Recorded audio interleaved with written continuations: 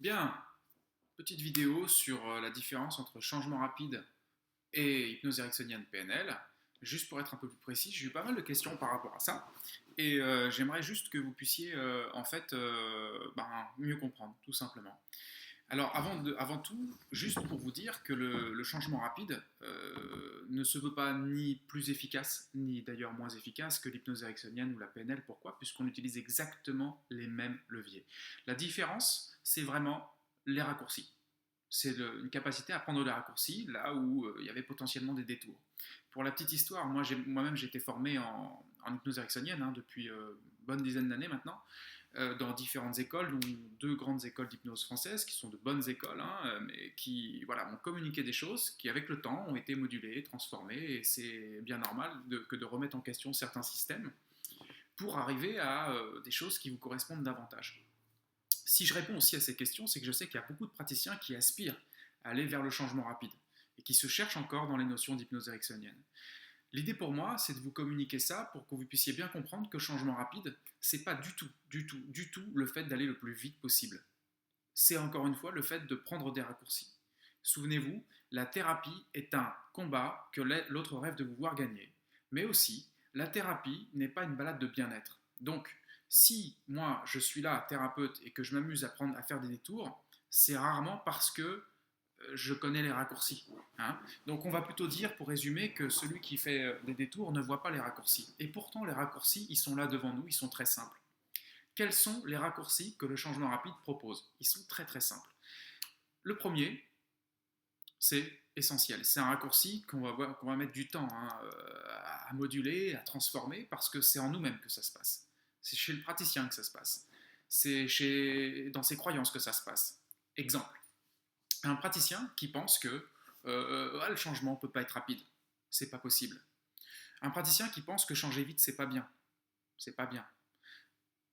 Un praticien qui pense que, en fait, changer vite, c'est prendre 3, 4, 5, 6, 7, 8, 10 séances.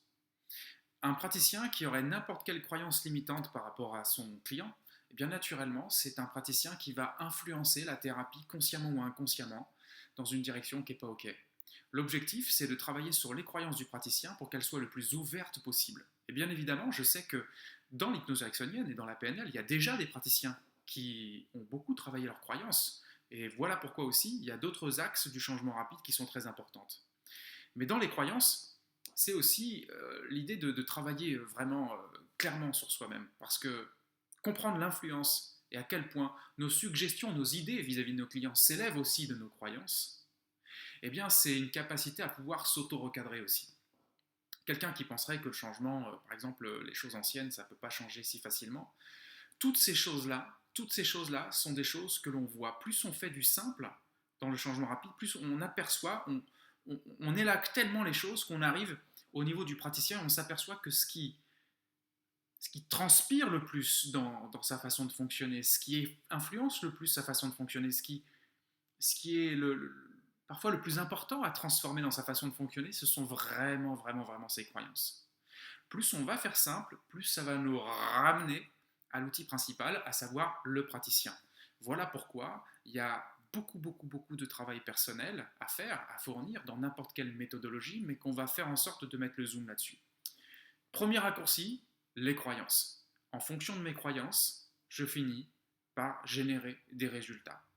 Ce que j'observe est conditionné à la façon dont je l'observe. Et qu'à partir de là, on n'imagine pas à quel point on peut faire des bons en ce qui concerne l'aide aux personnes qui sont en face de nous, qui viennent nous voir pour ça. Ensuite, l'autre aspect très important, c'est qu'il ne faut pas confondre vitesse et précipitation. Le changement rapide, ce n'est pas un concours de vitesse, c'est simplement, encore une fois, une capacité à aller droit au but.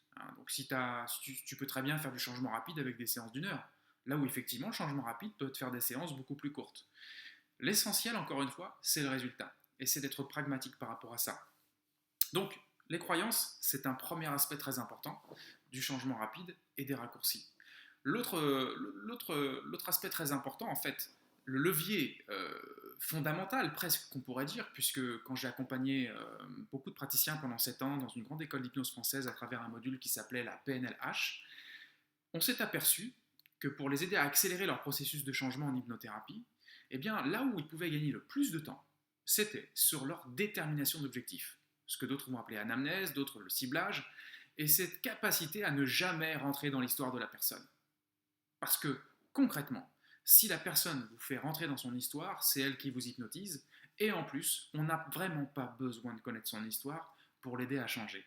Comment faire? Tout simplement en identifiant davantage les structures plus inconscientes que conscientes. On ne regarde pas l'histoire, mais la structure de l'histoire. Et évidemment, on pourrait dire, mais attends, mais là Fred, tu es en train de nous dire un truc, on le sait déjà. On le sait déjà. Sauf qu'on s'aperçoit qu'il n'y en a pas tant que ça qui le font. Encore une fois, tout ce que je vais vous dire là, entre hypnose ericksonienne, changement rapide, c'est pas pour remettre en cause les méthodologies. C'est pas pour remettre en cause non plus les praticiens qui utilisent telle ou telle méthodologie. Puisque c'est juste pour mettre en lumière aussi qu'il y a des praticiens qui font déjà de l'hypnose ericksonienne, qui aspirent à du changement rapide, et d'autres qui sont déjà proches du changement rapide.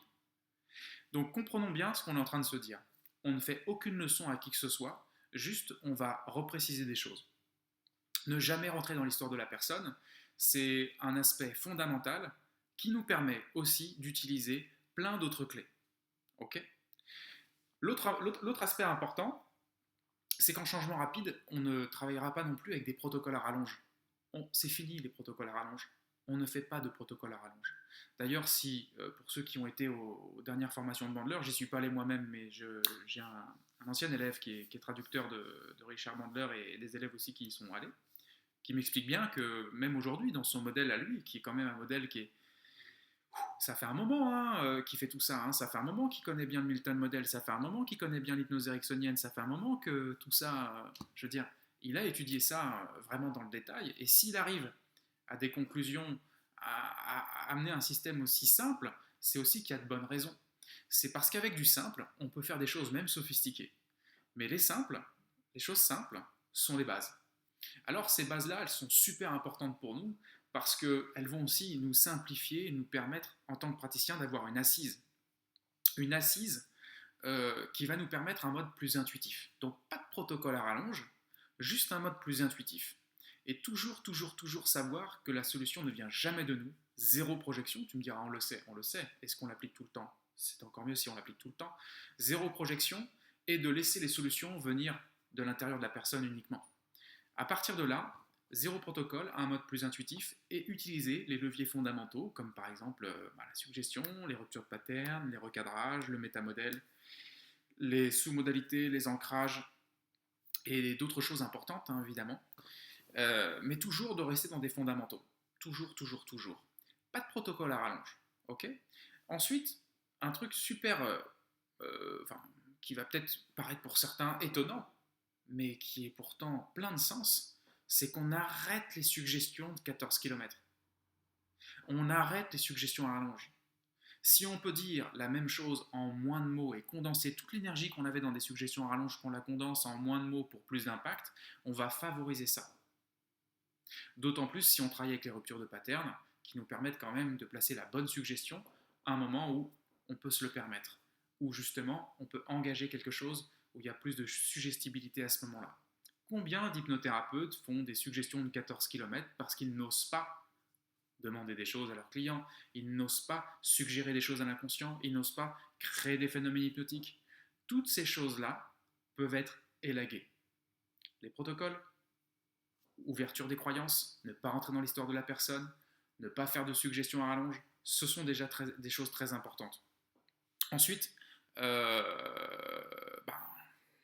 des choses centrales, en fait, c'est le principe d'état d'hypnose. Hein, vous voyez, ce principe d'état d'hypnose, de mise sous hypnose, qu'on entend assez souvent, qu'on met les gens sous hypnose, là où le changement rapide et le zéro mental vont nous démontrer, et vous verrez ça dans différentes vidéos que j'ai postées sur internet, je ne vais pas vous refaire la démonstration, vont vous démontrer qu'on est déjà sous hypnose très profonde, hypnotisé à nos mécanismes, nos schémas, nos formes pensées, complètement hypnotisé à cette pensée qui s'auto-active seule et qui nous amène dans des univers différents. Et que être déshypnotisé complètement reviendrait à dire qu'on n'est plus sans aucun filtre de la réalité et que à ce moment-là, on est dans un hypercentrage sur l'instant présent. Mais rares sont les personnes qui sont comme ça d'une façon quotidienne et régulière, on le sait bien. Donc tous les gens qui viennent nous voir sont sous hypnose, d'accord? Et nous-mêmes, praticiens, a priori, nous le sommes aussi sous hypnose. Et d'ailleurs, quelqu'un qui serait complètement déshypnotisé ne viendrait pas te voir en consultation, tu vois, puisque le problème ne se passe que dans l'hypnose mentale de la personne. Du coup, cette façon de comprendre qu'on est déjà sous hypnose permet de nous émanciper aussi des inductions à rallonge, des inductions de 20 minutes. Je vous rappelle quand même au passage que s'il fallait vraiment des inductions de 20 minutes pour pouvoir changer l'autre, l'hypnose conversationnelle n'existerait pas. Donc Erickson lui-même, vous voyez, les inductions de 20 minutes, ce sont des façons de percevoir les choses. Donc, encore une fois, on peut gagner du temps sur ce plan-là. Même Erickson disait qu'au final, toute hypnose, soi-disant hypnose, est auto-hypnose. En réalité, il mettait déjà en lumière que le client est déjà dans son auto-hypnose. Qu'est-ce qu'on pourrait au final appeler hypnose alors d'un point de vue du CR? L'hypnose, c'est avoir conscience de la suggestion. Avoir conscience de la suggestion, que tout est suggestion, que ce que je vous dis, que les réactions de mon client, que tout ce qui se passe est suggestion, et que l'idée, c'est de savoir manier cette suggestion en vue d'amener notre client dans une direction bien précise. Et c'est ça en soi le métier. C'est pour ça qu'on peut aussi appeler ça communication. En fait, on ne cherche pas en hypnothérapie à créer un état, on s'en fout de créer un état. Beaucoup de personnes se prennent la tête à créer un état. Mais ce qu'on cherche absolument, c'est la solution, c'est d'amener l'autre dans sa solution. Et bien évidemment, si je vous dis ça, ce n'est pas pour exclure le phénomène hypnotique, puisque le fait qu'on soit déjà sous hypnose exprime bien qu'il y a des phénomènes hypnotiques. La peur est un phénomène hypnotique, la lévitation de bras est un phénomène hypnotique, les croyances limitantes sont et impliquent et induisent des phénomènes hypnotiques. Notre vie est une combinaison de phénomènes hypnotiques. Et qu'à partir de là, l'idée c'est d'utiliser ces phénomènes hypnotiques aussi. Alors là, on ne met personne sous hypnose en CR, on utilise aussi les leviers, on a bien conscience qu'on manie l'hypnose mentale de l'autre en vue de la réorienter tout simplement. On se libère des inductions. Alors si je me libère des inductions, des suggestions à rallonge, des protocoles, de mes croyances limitantes, de l'histoire de la personne, ça commence à faire beaucoup. Voilà pourquoi on est très éloigné du cliché qui consisterait à dire changement rapide, c'est du travail bâclé. Changement rapide, c'est pas bien. Changement rapide, on ne prend pas les choses en compte. Changement rapide prend exactement les mêmes leviers que l'hypnose et la PNL. La seule différence, c'est dans la façon, la méthodologie, la façon de fonctionner. Encore une fois, je ne critique pas les autres modèles. D'accord? C'est-à-dire que les autres modèles, ce sont des modèles qui m'ont aussi aidé à être et à faire ce que je fais aujourd'hui, mais ce sont des modèles qui m'ont simplement pas convenu. Mais ce sont pour autant des modèles qui fonctionnent bien. Il y a beaucoup de modèles, d'ailleurs différents d'hypnose, et ils sont tous respectables en eux-mêmes. L'idée, c'est juste de vous faire comprendre c'est quoi le pragmatisme du changement rapide. C'est pourquoi on parle tout d'un coup de changement rapide. On ne parle pas de changement rapide parce qu'on est meilleur que les autres. On parle de changement rapide simplement parce qu'on a une façon d'aborder le changement qui va droit au but, tout simplement. Et c'est ça qu'on recherche à communiquer. Alors, pourquoi d'ailleurs il y a autant de praticiens en hypnose qui viennent se former en changement rapide et qui au final apprécient même encore plus la formation que ceux qui démarrent de rien? C'est parce qu'ils en comprennent la différence. Alors évidemment, si vous avez le temps, si vous n'avez pas forcément envie d'aller vers plus de précision, si ça ne vous dérange pas de passer plus de temps à faire ce que vous faites, ça n'aura pas spécialement de sens. Ça n'aura qu'un sens intellectuel, c'est-à-dire que ça vous permettra de comprendre, au final, comment j'aurais pu accélérer mes processus de changement si j'avais appliqué des méthodes différentes. Alors, évidemment, peut-être que je referai d'autres vidéos comme ça, libres d'accès, pour que vous puissiez avoir des éléments. D'ailleurs, si j'ai des questions, peut-être que j'y répondrai à ces questions par vidéo. C'est toujours intéressant d'interagir avec chacun.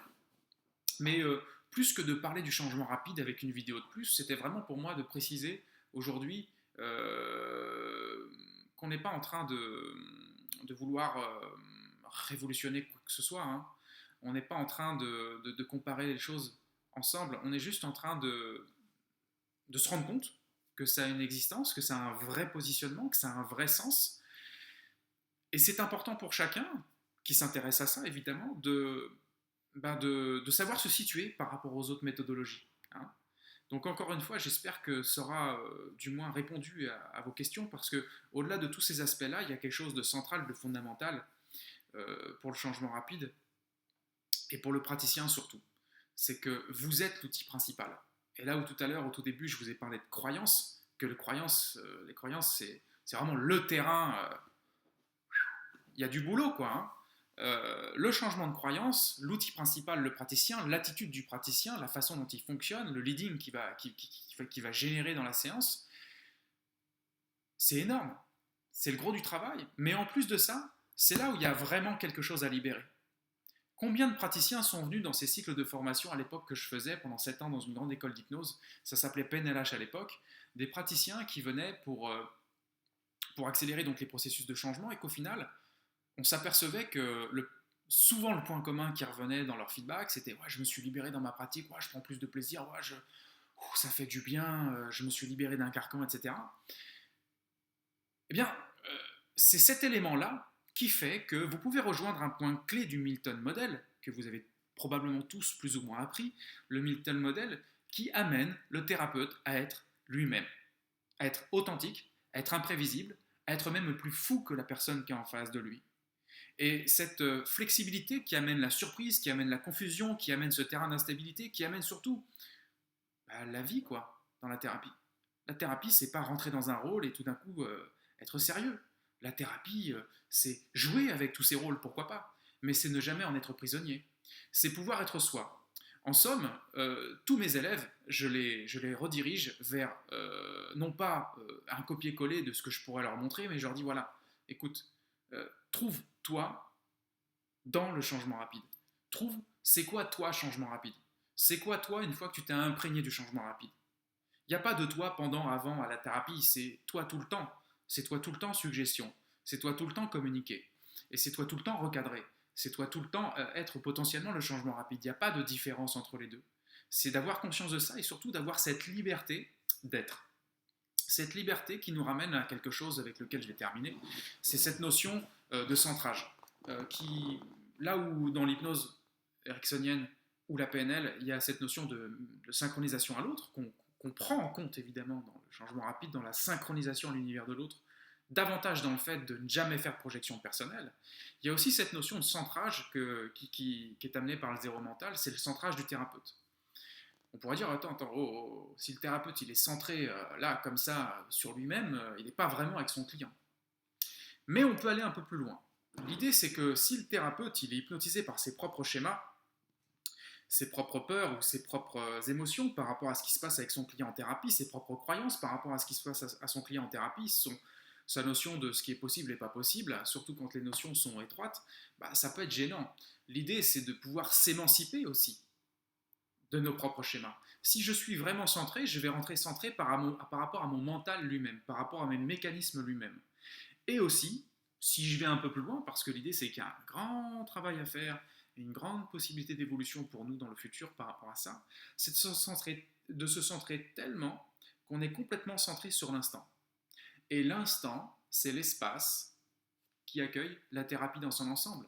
L'instant, c'est l'espace dans lequel la thérapie se meut d'elle-même.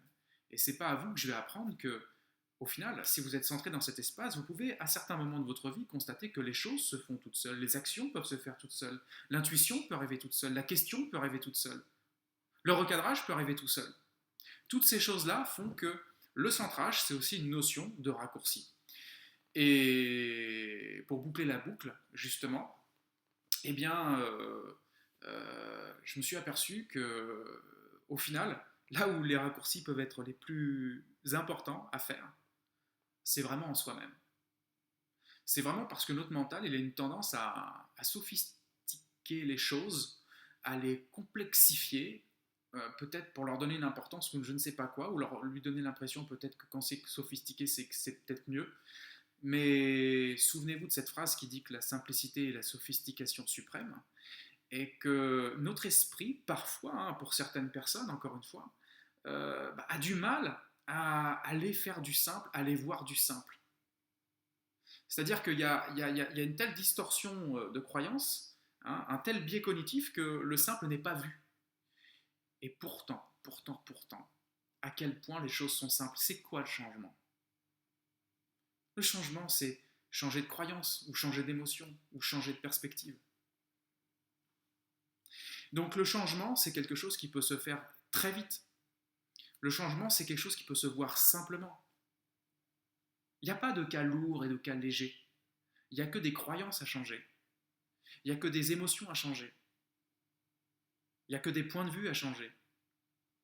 Et vous voyez, tout ça, ce sont après des choses sur lesquelles je ne vais pas rentrer dans cette vidéo, mais ce sont des éléments de grille de lecture, en fait, qui simplifient la vie du praticien en accompagnement. Donc j'espère que cette vidéo aura répondu à certaines questions que vous pouvez vous poser. Peut-être que j'en referai d'autres. Peut-être que ça ne vous a pas intéressé et c'est ok. Et si ça vous a intéressé, partagez-le avec d'autres que ça pourrait intéresser. Puisque l'idée dans tout ça, c'est de dire, ok, au final, le changement rapide, ben, pourtant c'est beaucoup d'hypnose et de PNL, pourquoi il n'appelle pas ça hypnose? Et d'ailleurs, ouais, c'est vrai ça. Ben, en fait, parce que tout simplement, le mot hypnose, je crois qu'il commence à être un peu saturé, quoi. C'est-à-dire qu'il est tellement chargé de croyances, à la fois dans le praticien, dans le client, dans les personnes qui vous parlent de ça, pour les personnes qui croient comprendre ou ne pas comprendre ce que vous êtes en train de faire, votre métier et tout ça. Et je crois qu'aujourd'hui, le mot hypnose, il est assez... il n'est pas approprié, en fait. Alors tu vas me dire, oui, mais attends, tu nous as parlé d'hypnose mentale. Oui, mais vous allez voir que quand vous regarderez les vidéos sur l'hypnose mentale, vous constaterez que l'hypnose mentale, là où l'hypnose, l'état d'hypnose ne fait pas l'unanimité chez les professionnels, l'hypnose mentale, on peut tous la constater en nous-mêmes. C'est un premier point clé à remarquer. Parlons des éléments clés qui sont constatables, vérifiables tout de suite maintenant, et sur lesquels on peut déjà s'entendre. Après, moi, je ne cherche pas spécialement à ce que tout le monde s'entende là-dedans, chacun fait ce qu'il veut, mais en tout cas, j'espère que ça vous aura éclairé. Et évidemment, je vous dis à très bientôt sur le chemin du changement rapide ou du zéro mental, et bonne continuation. Bye bye.